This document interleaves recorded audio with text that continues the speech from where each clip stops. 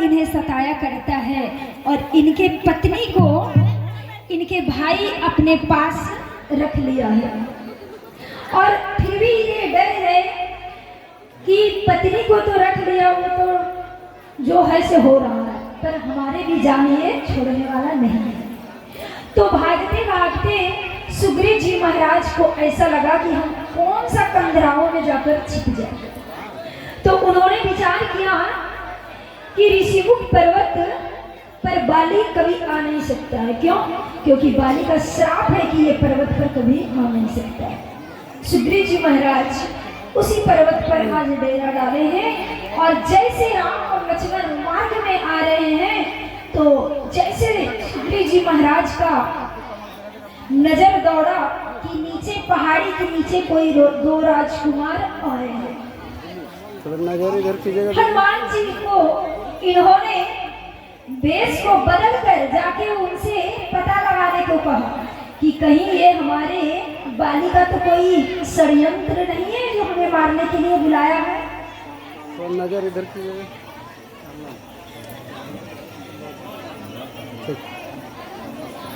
तो ऐसा पता लगाने के लिए भेजा।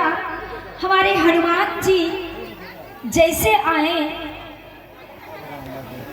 तो साधु के रूप में आए, ब्राह्मण के रूप में, और भगवान को ये ब्राह्मण के रूप में मिले हैं और भगवान से पूछ रहे हैं कि तुम कौन हो।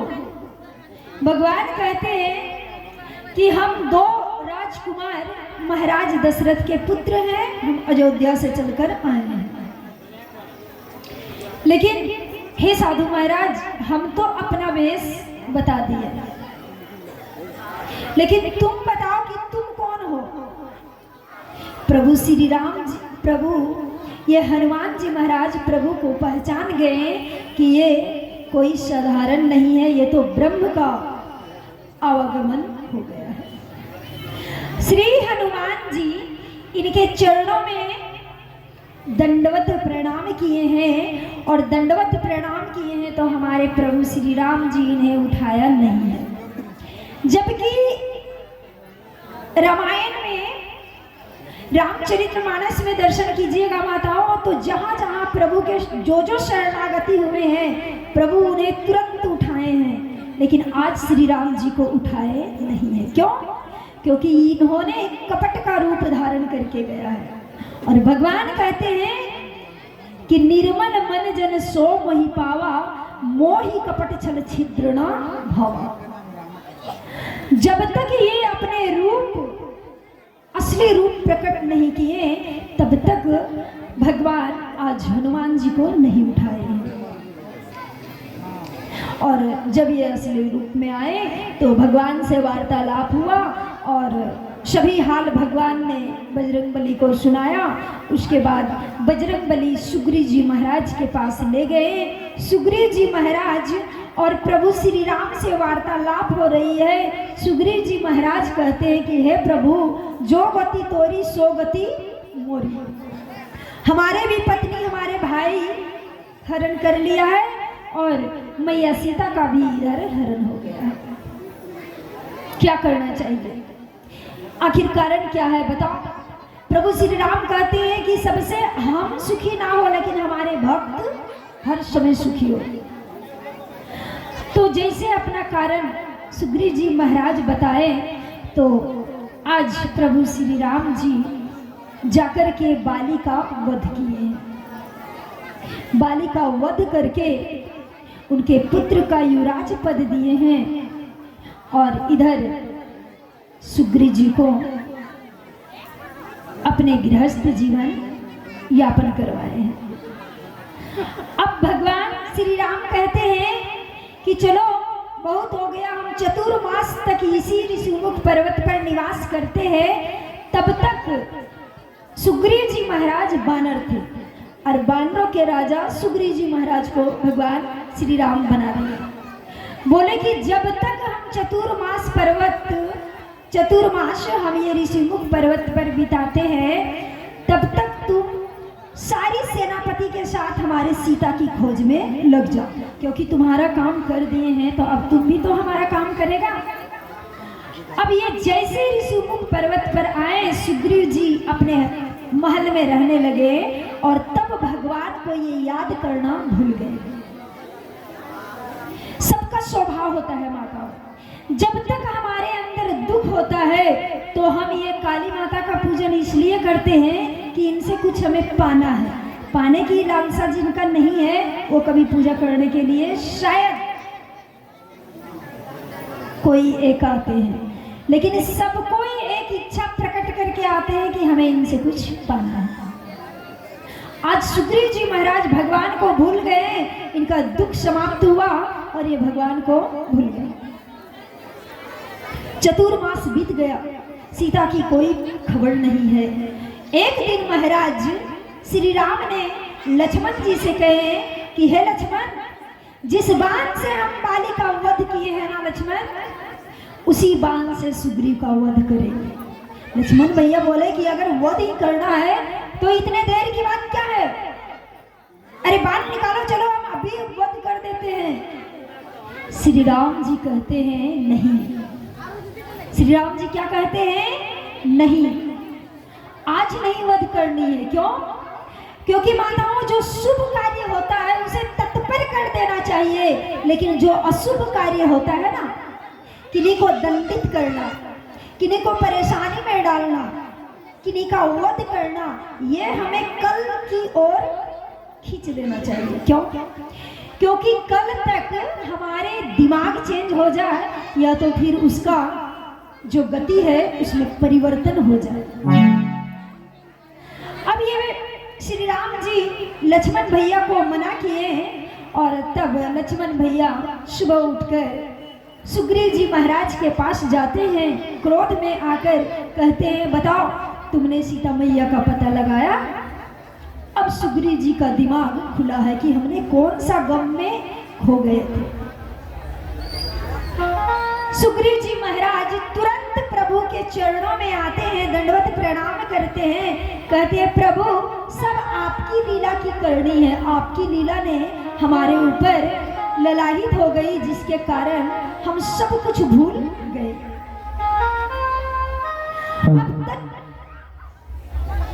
जय श्री राम, हरिओम। दीदी थोड़ा सा समय लेना चाहेंगे, क्योंकि आप जो कथा का अनुसरण करवा रहे हैं ये लगातार प्रथम दिन से लेकर आज अष्टमी तक जो आपका अंतिम दिन का कार्यक्रम है, मैं पूजा कमेटी की ओर से और सारे ग्रामीणों की ओर से सबसे पहले तो धन्यवाद देना चाहूँगा कि आप इस जगह पर आकर हमारे पावन धरा पर सिकनी के इस दुर्गा मंदिर प्रांगण में आकर अपने कथा का अनुसरण कराएं और करा रहे हैं। आज अंतिम दिन है। मैं कमेटी की ओर से यह आग्रह करना चाहूँगा पूजा कमेटी के अध्यक्ष महोदय जी से कि उन्हें जो है पगड़ी पहनाकर आज सम्मानित करेंगे, चूंकि आज ये इनका अंतिम दिन का कार्यक्रम है। तो मैं चाहूँगा पूजा कमेटी के अध्यक्ष मुकेश जायसवाल जी से आएंगे और देवी प्रतिमा जी को पगड़ी पहनाकर सम्मानित करेंगे। सॉरी दो बच्चियां आ जाएंगे, दो बच्चियां आ जाएंगी, छोटी छोटी बच्चियां, अन्नू और नैना।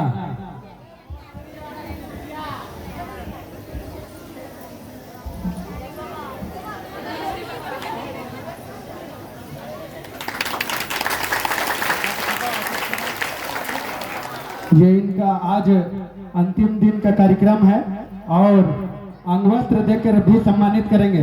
नैना जी,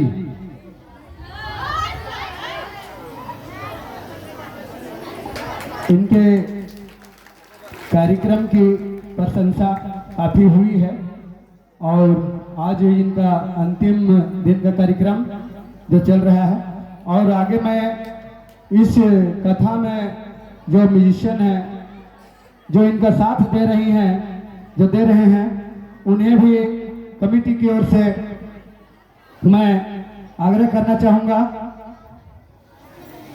पूजा कमेटी के अध्यक्ष आएंगे और ऑर्गन मास्टर जो विनोद कालिंदी हैं, जो इस सोनी म्यूजिकल ग्रुप के ऑर्गेनाइजर भी हैं, उन्हें अंग वस्त्र देकर सम्मानित करेंगे। तो इन सारे म्यूजिशियनों के लिए जोरदार ताली, क्योंकि इन सभी म्यूजिशियन के बदौलत आज इतने भव्य कार्यक्रम का आयोजन किया गया है और किया जा रहा है। और मैं आग्रह करना चाहूँगा पूजा कमेटी के राजेश महतो जी से, राजेश महतो नहीं है, राजेश मुंडा जी से, जो समीप हैं, आएंगे और हमारे बीच नाल वादक जो नकलेश जी हैं, उन्हें जो है अंगवस्त्र देकर सम्मानित करेंगे। उसके बाद मैं आग्रह करना चाहूँगा पूजा कमेटी के रंजित भैया से कि आएंगे और हमारे बीच आज के इस कार्यक्रम में जो पेड़ वादक हैं श्रीमान वरुण महतो जी, इनको अंगवस्त्र देकर सम्मानित करेंगे। चलिए, बहुत बहुत धन्यवाद। एक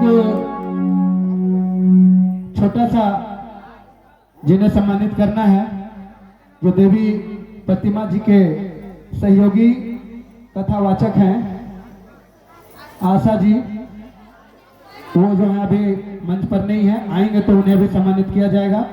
और एक कार्यक्रम और छोटा सा है, तब तक देवी आशा जी पहुंचते हैं और उन्हें भी सम्मानित कर, और कुछ जो है कि धर्म के प्रति जो बढ़ावा देने में अपना हर हमेशा सहयोग देते आए हैं, तो मैं आग्रह करना चाहूँगा कि वैसे वैसे शख्सों को भी, जो उन लोगों को भी सम्मानित कर उन्हें निरंतर इस कार्य को आगे बढ़ाने में थोड़ा सा खुशी महसूस हो, इसलिए उन्हें भी सम्मानित किया जाना है।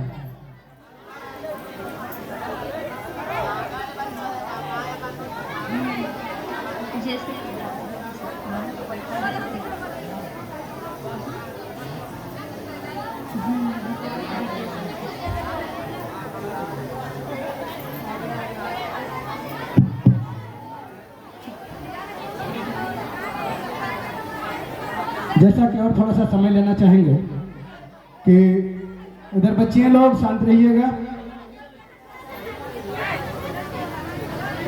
पहले ही जानकारी किया गया था कि आज इस अष्टमी दिन के कार्यक्रम में जो धर्म के प्रति हर हमेशा अपने गांव को आगे बढ़ाने का काम करते हैं, धर्म को आगे बढ़ाने का काम करते हैं, उन लोगों का कुछ सूची बना है। जैसे में चाहे आरती में बढ़ चढ़कर भागीदारी लेने का हो, या तो फिर मंदिर में समय देने की बात हो, चाहे वो बाजा बजाने के रूप में हो या आरती करने के रूप में हो, या फिर पूरे 12 महीना यानी सालों भर भजन कीर्तन के कार्यक्रम से पूरे गांव को भक्तिमय करने में हो, ये सारे लोगों का जो सहयोग रहा है और हर हमेशा धर्म के प्रति रहता है, उन लोगों का कुछ सूची बना है। और माफ कीजिएगा यदि गलती से किन्हीं का यदि इस सूची में यदि नाम छूट गया हो, यदि रह गया हो, तो माफ कीजिएगा। उस नाम को जो है आप हमें धीरे से आके बता दीजिएगा, मैं उनके नाम को पुनः जो है कि घोषणा करूंगा और उन्हें भी सम्मानित करूंगा। तो जिस नाम का मैं पहले उजागर किया था उसी नाम को जो है पुनः दोबारे उजागर कर रहा हूं, और उन व्यक्तियों को बुलाना चाहूँगा, महानुभाव को बुलाना चाहूँगा। और हमारे व्यासपीठ पर जो बैठी देवी प्रतिमा जी हैं, मैं चाहूँगा देवी प्रतिमा जी के कहना चाहूँगा कि जो धर्म के प्रति आगे बढ़ावा देने वाले हैं, वैसे लोगों को अपने हाथों से जो है कि थोड़ा सा सम्मानित करेंगे तो उन्हें जो है थोड़ा सा अच्छा महसूस होगा। इसलिए मैं अब आग्रह करना चाहूँगा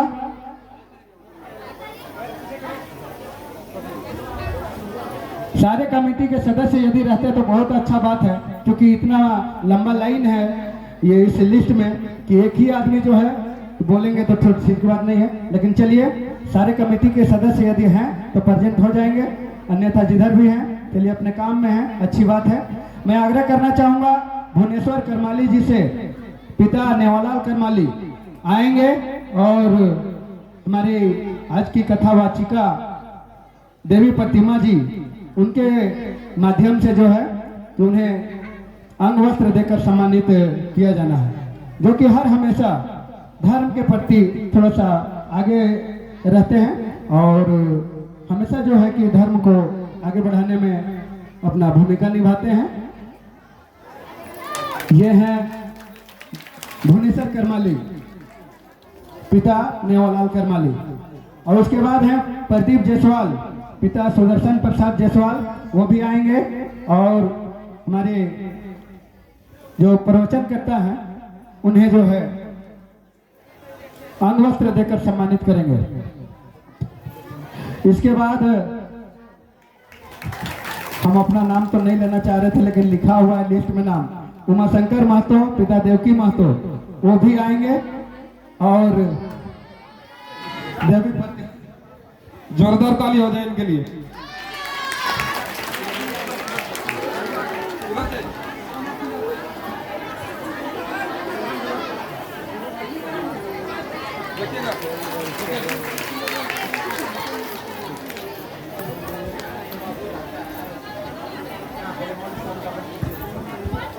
उसके बाद नेक्स्ट नाम है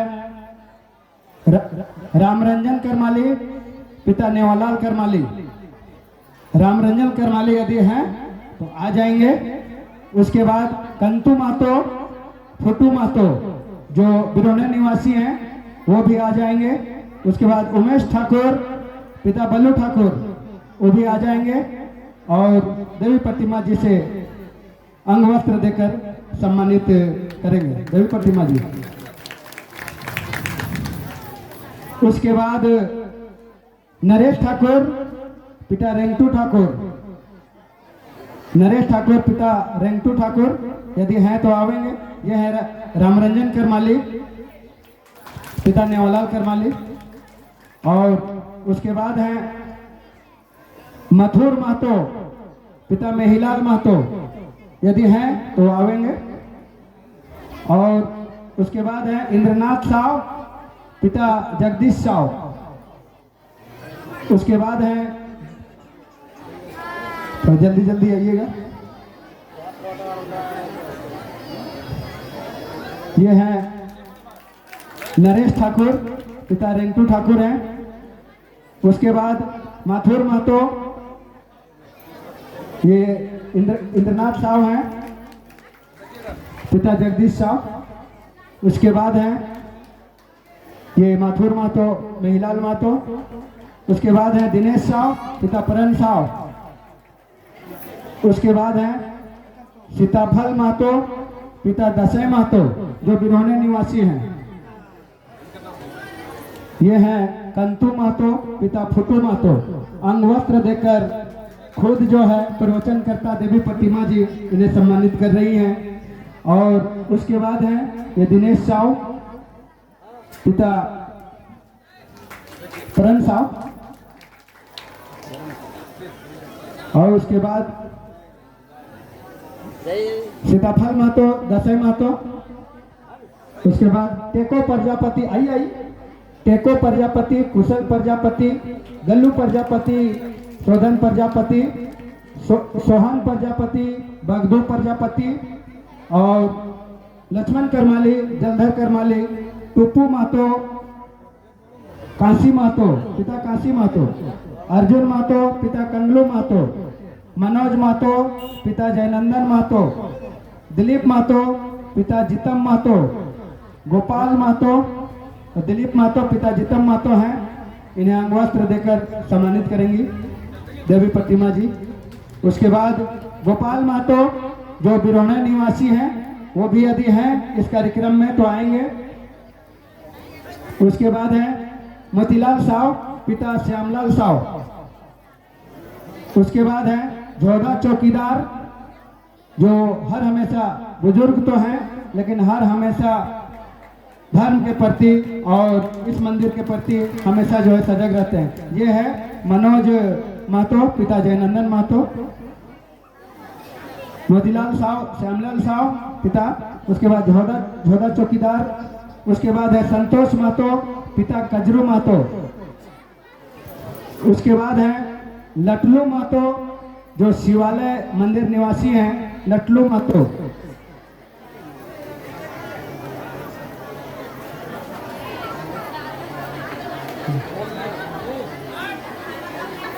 उसके बाद है एक किटमा महतो, यदि इस कार्यक्रम में है तो किटमा महतो भी आएंगे।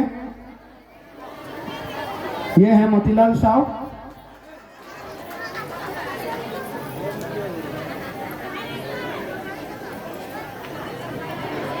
उसके बाद ये है संतोष महतो, लटलू महतो और किटमा महतो।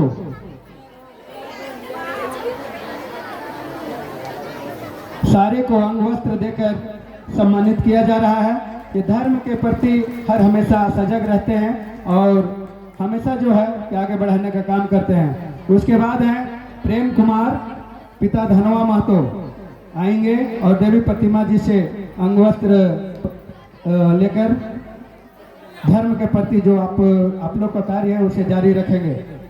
देवी प्रतिमा जी अंग वस्त्र देकर सम्मानित करेंगे प्रेम कुमार। उसके बाद देखें गिरधारी महतो, पिता जुगल महतो, यदि हैं कार्यक्रम स्थल पर तो आएंगे गिरधारी महतो जी। उसके बाद है तिलकधारी महतो, पिता केतरू महतो।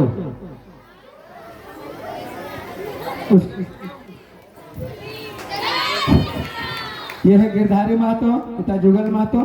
और उसके बाद तिलकधारी महतो यदि हैं तो आवेंगे, पिता केतरू महतो। और रंजित महतो, पिता देवचंद महतो, यदि हैं इस कार्यक्रम स्थल में तो आवेंगे। देवी प्रतिमा जी इन्हें वस्त्र देकर सम्मानित कर रही हैं, रंजित महतो। उसके बाद है कोयलन नायक, पिता सुरन नायक, यदि इस कार्यक्रम स्थल में हैं तो आवेंगे। और एक अंधु करमाली हैं, एक अंधु करमाली हैं जिसके पिता का नाम है रामा करमाली, जो कि दुलमी निवासी हैं तो दुलमी निवासी, लेकिन हमारे हर कार्यक्रम में खास करके जो भजन कीर्तन का कार्यक्रम सप्ताह में 3 दिन का जो कार्यक्रम चलता है, बृहस्पतिवार को दुर्गा मंदिर में और रविवार को जो है बिरोने के दुर्गा मंदिर में और मंगलवार को जो है मड़ईटोला स्थित हनुमान मंदिर में, ये 3 दिन का जो कार्यक्रम जो भजन कीर्तन का चलता है, संभवतः सारे कार्यक्रम में ये अंधु करमाली, पिता रामा करमाली जो दुलमी निवासी हैं वो भी जो है कि सम्मिलित रहते हैं, इसलिए उनका नाम भी सम्मिलित हुआ है। इस लिस्ट को जो है यहीं पर विराम देते हैं। यदि किसी का छूटा हुआ हो तो मैं कमेटी के सदस्यों को यह आग्रह करना चाहूँगा कि आप लिस्ट में थोड़ा सा नाम को जोड़ देंगे। उसके बाद इधर मैं अब देवी प्रतिमा जी से आग्रह करूँगा कि आपका जो कथा का जो कार्यक्रम है उसे जारी रखेंगे। थोड़ा सा समय लिए उसके लिए क्षमा चाहते हैं, अब कार्यक्रम को जारी रखेंगे। देवी प्रतिमा जी। बोलिए राम कृष्ण भगवान की।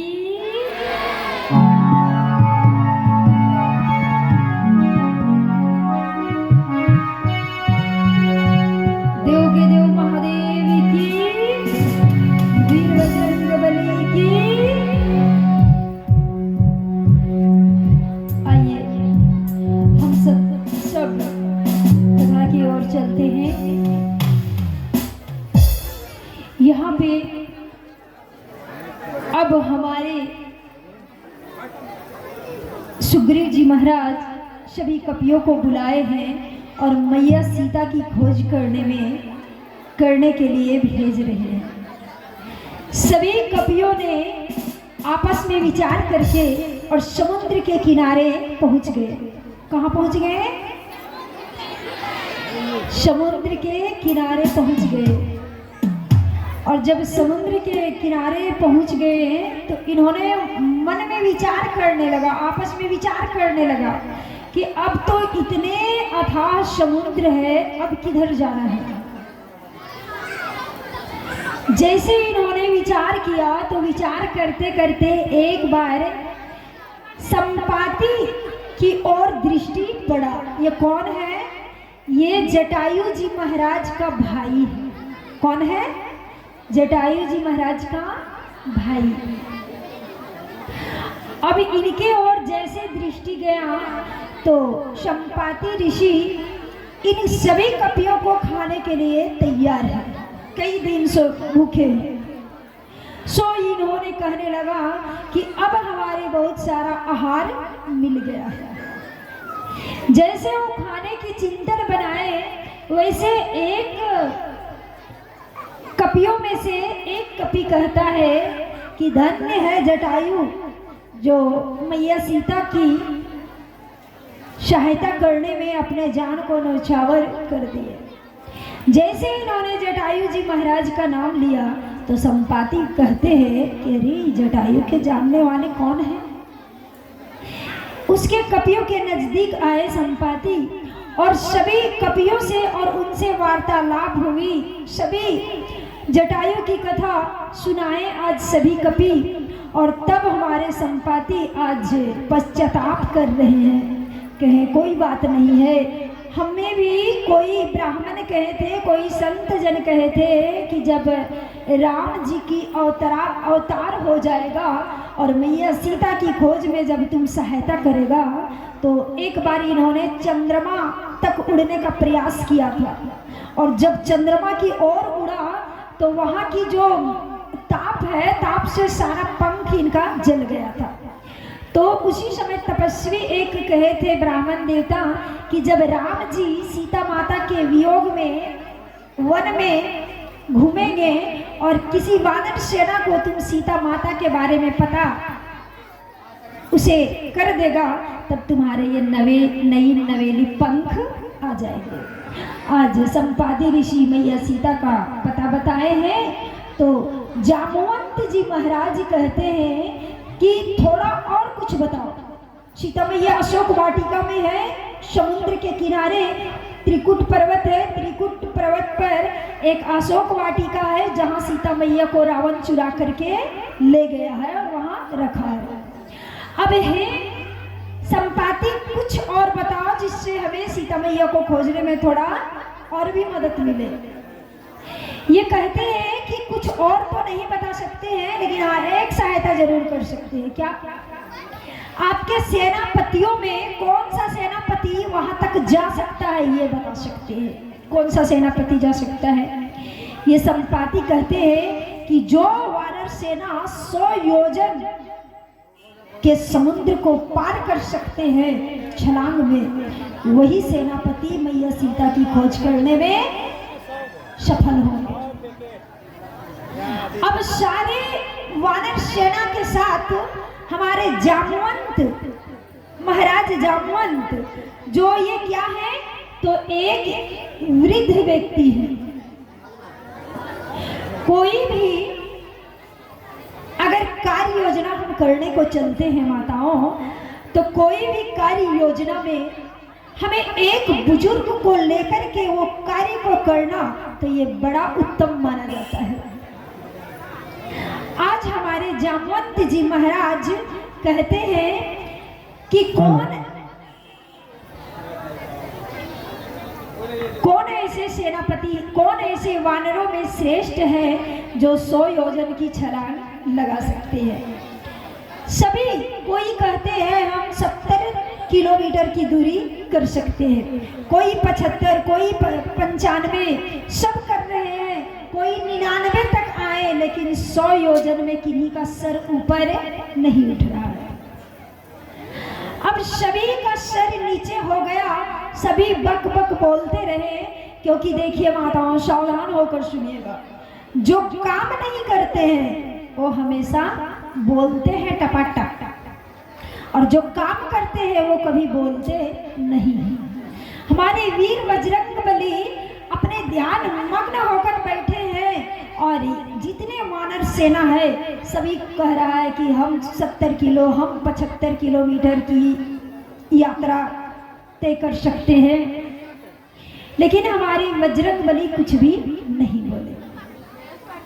बजरंग बली जब कुछ भी नहीं बोले तो एक बार जामवंत जी महाराज कहे कि अरे तुम सभी नवजुवक कहलाते हो, तुम्हें शर्म नहीं आती है नवजुवक कहलाने में? जिस समय मैं नवजुवक था उस समय भगवान नारायण बलि का बांधने का समय आया, बलि का परीक्षण लेने का समय आया। हमारे बीच आज अष्टमी पूजा और खास करके इस प्रवचन सा भजन कार्यक्रम में जो है रजरप्पा थाना के थाना प्रभारी महोदय नवीन प्रकाश पांडे जी पहुंचे हुए हैं। मैं पूजा कमेटी की ओर से हार्दिक हार्दिक अभिनंदन करना चाहूंगा और पूजा कमेटी के सदस्य इन्हें मंच पर लाकर बैठाने का काम करेंगे।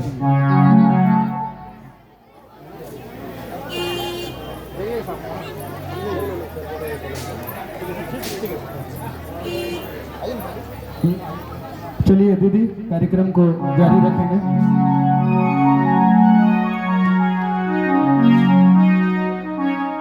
बोलिए देव महादेव की। तो जामवंत जी महाराज कहते हैं कि बलि बांधत तनु बाढ़हु सो तनु बरनि न जाई उभय गैरी महादीन ही सात प्रदक्षिणा धारी। जिस समय भगवान नारायण अपने विकराल रूप को धारण किए उस समय हम भी यौवन स्थिति में थे, नवजुवक थे और उस समय 2 घड़ी में हम 7 बार उनका परिक्रमा लगा लिया।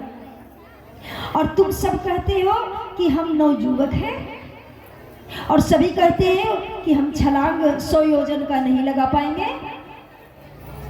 सभी आपस में विचार किए तो एक बार जामवंत जी महाराज हनुमान की ओर देखते हैं, कहते हैं कि का चुप साधी रहो हनुमाना। हे हनुमान जी महाराज, आप चुपचाप क्यों बैठे हुए हो? राम काज लगी तो अवतारा।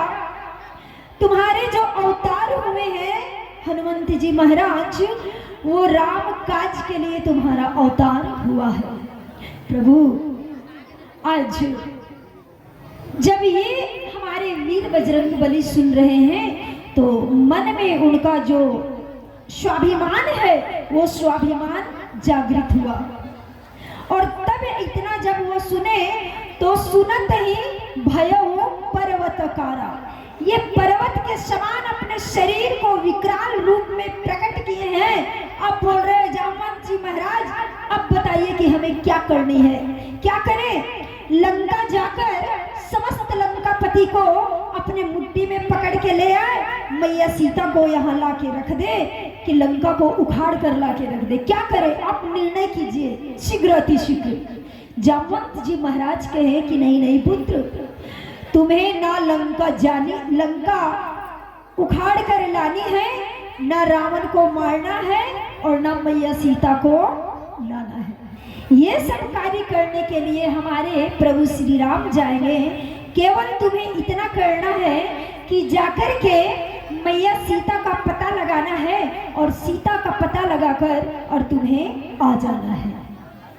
अब हमारे वीर बजरंगबली जैसे इतना कानों में सुने और तब इनके अंदर स्वाभिमान की जागृत हुई माताओं और संत जन कहते हैं कि भक्त हो तो कैसा हो? वीर बजरंगबली के जैसा हो। बोलिए वीर बजरंगबली की। सभी संत जन के मन में भाव आता है और संत महात्मा कहते हैं हो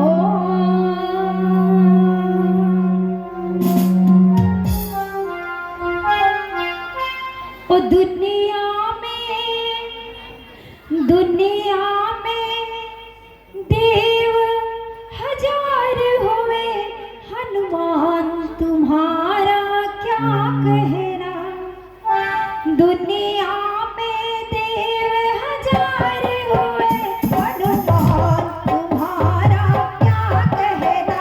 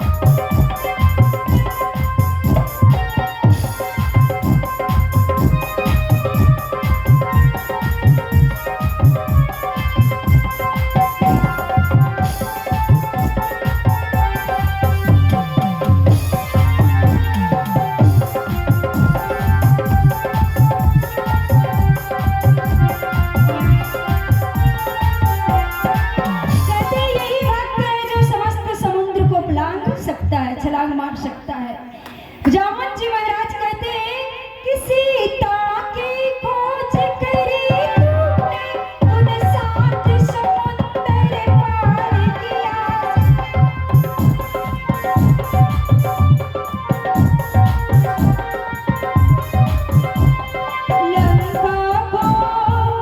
लंका को किया शमशान प्रभु, बलवान तुम्हारा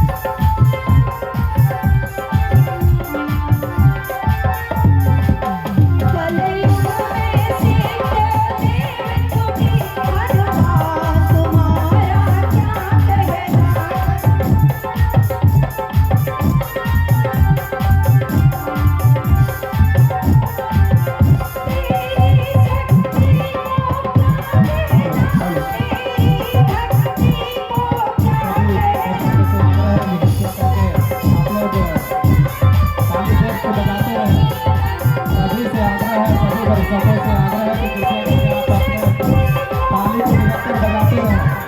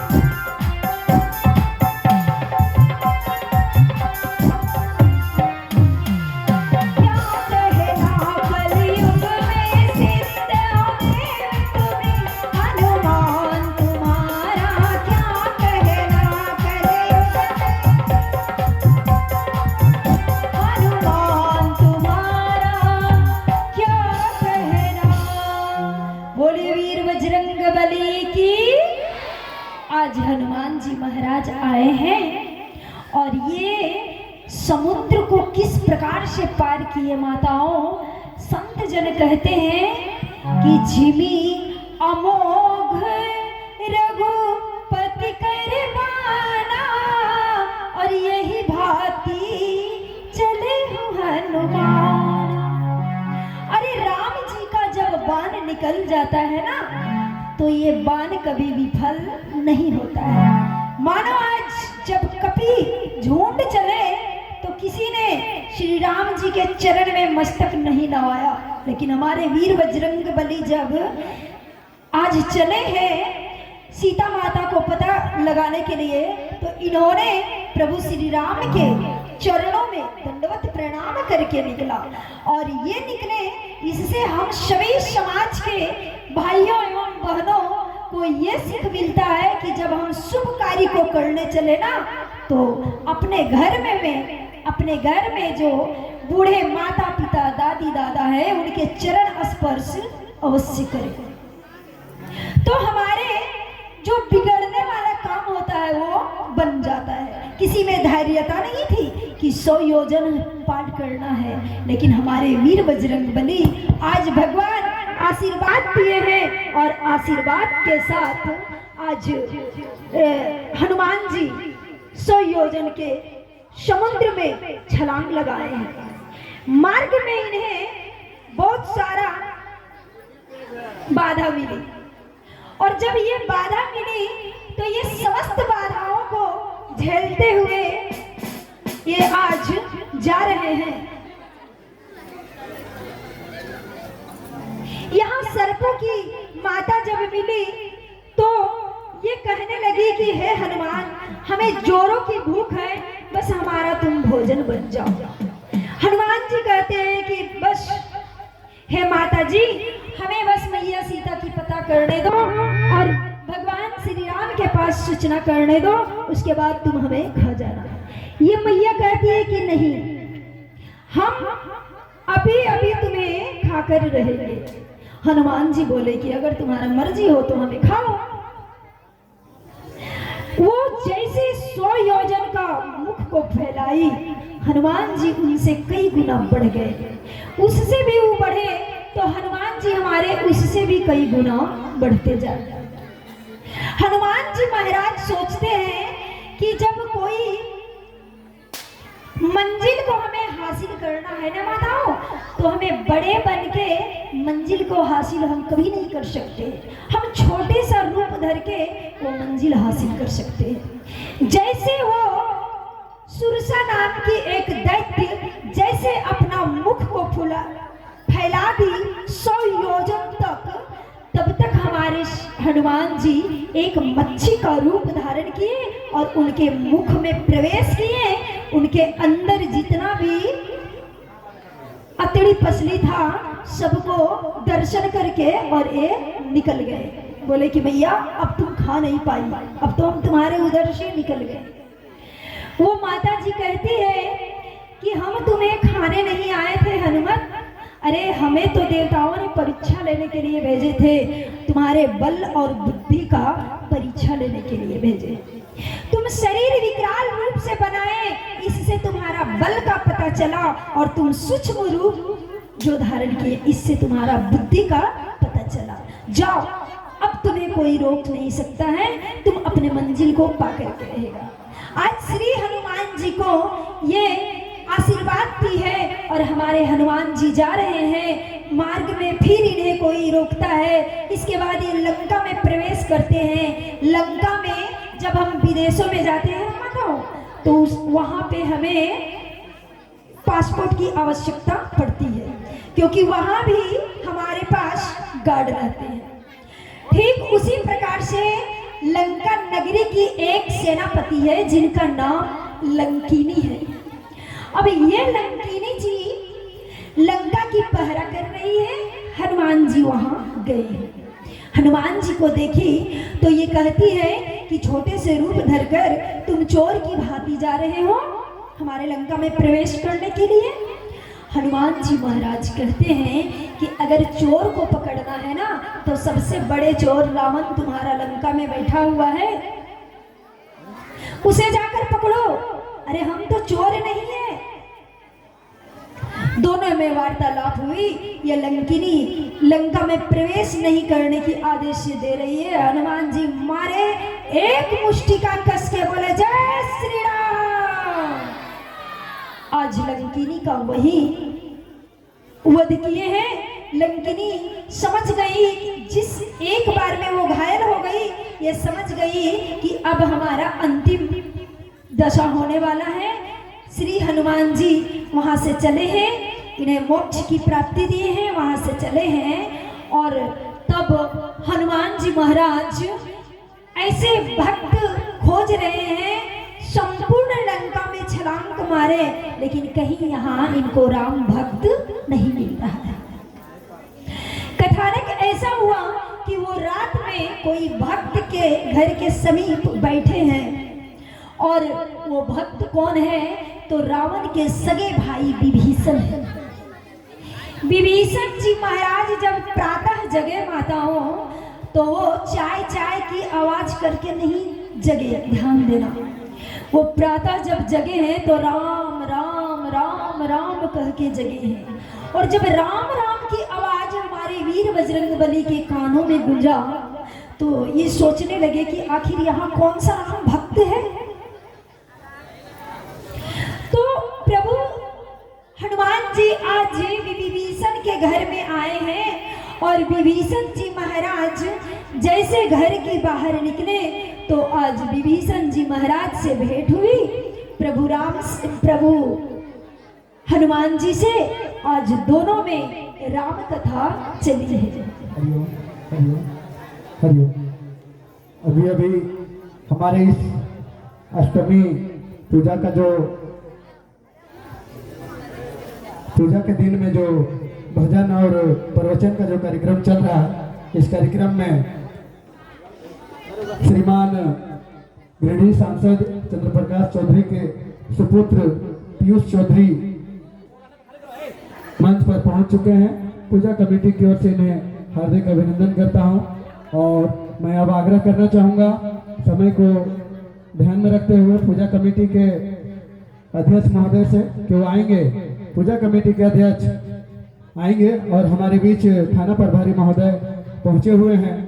मैं जानकारी करना चाहूंगा कि हमारे बीच मंच पर जो विराजमान है, रजरप्पा थाना के थाना प्रभारी महोदय हमारे इस मंच पर विराजमान है। इन्हें अंग वस्त्र देकर सम्मानित करेंगे। नवीन प्रकाश पांडे सर, जो रजरप्पा थाना के वर्तमान थाना प्रभारी हैं, इन्हें अंग वस्त्र देकर सम्मानित किया जा रहा है पूजा कमेटी के अध्यक्ष के माध्यम से। उसके बाद हमारे बीच पहुंचे हुए हैं, इस कार्यक्रम स्थल पर मंच पर विराजमान है श्रीमान गिरिडीह सांसद चंद्रप्रकाश चौधरी के सुपुत्र पीयूष चौधरी जी।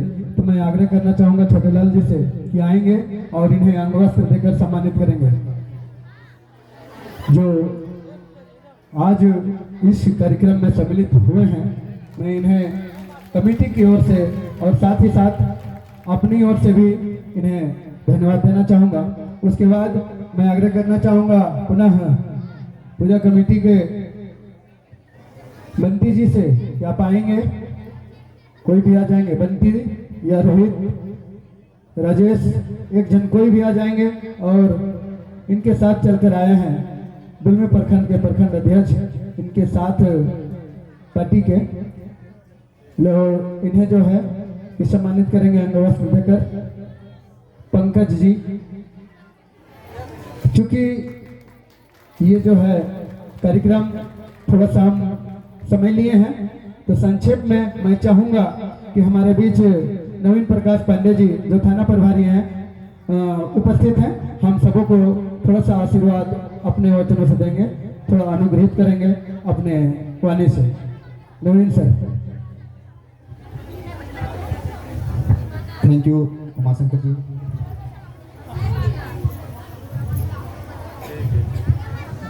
दुर्गा पूजा में उपस्थित सिकनी गांव के सभी मातागण, बंधु बांधवगण, आप सबों को नवरात्र दुर्गा पूजा की ढेर सारी शुभकामनाएं। हमें आज सिकनी आकर और आप सबों के बीच आकर बहुत ही खुशी मिली है कि आप लोगों ने भारतीय संस्कृति को, भारतीय कल्चर को जीवित रखा है। सभी लोग, विशेषकर महिलाएं,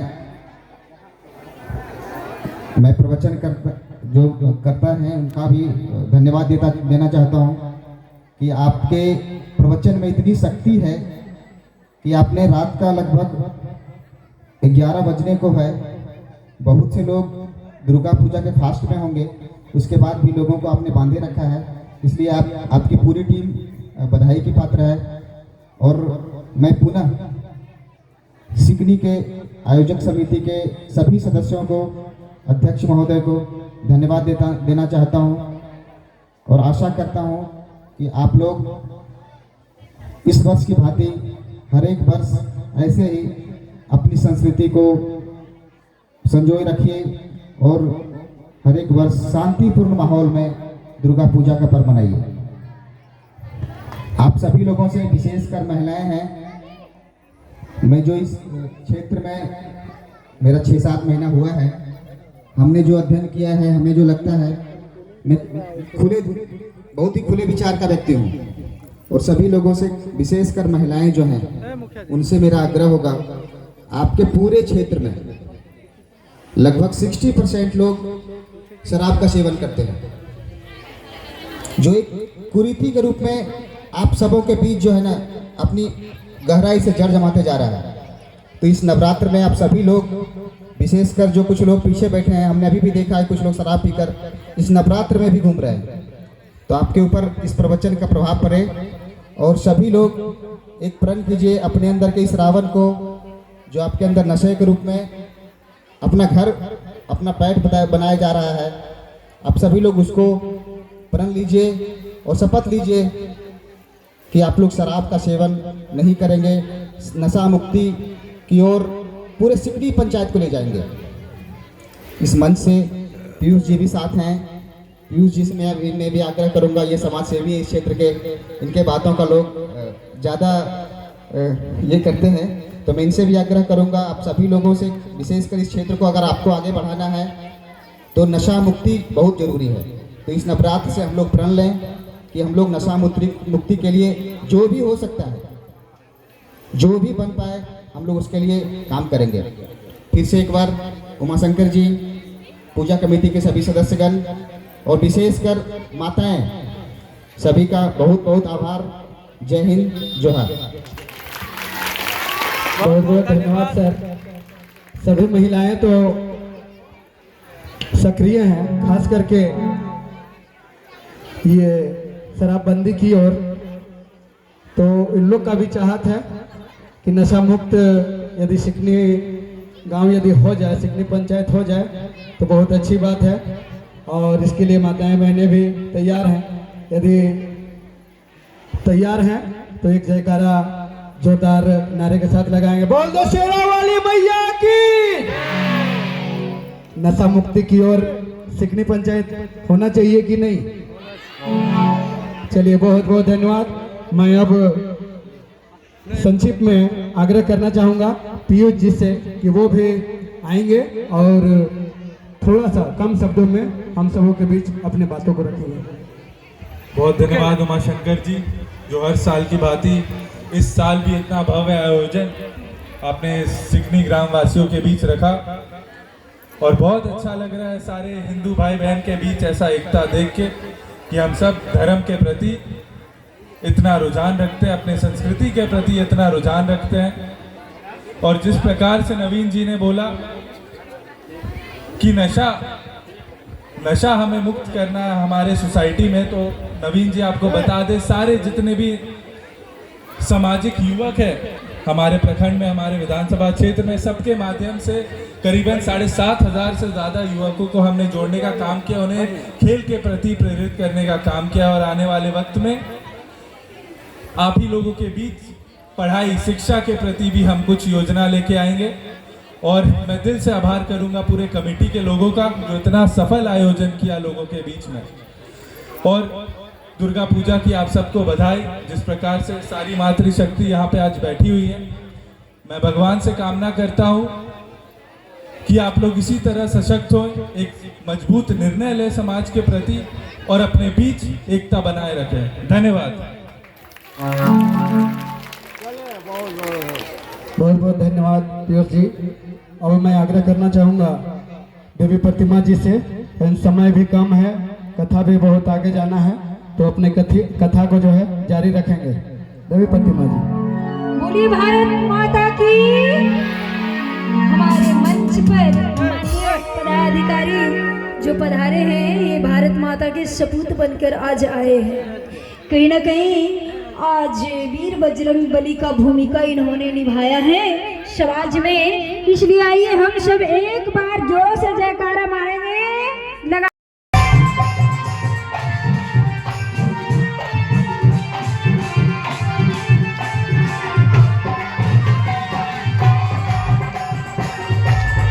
इधर देखो, ओए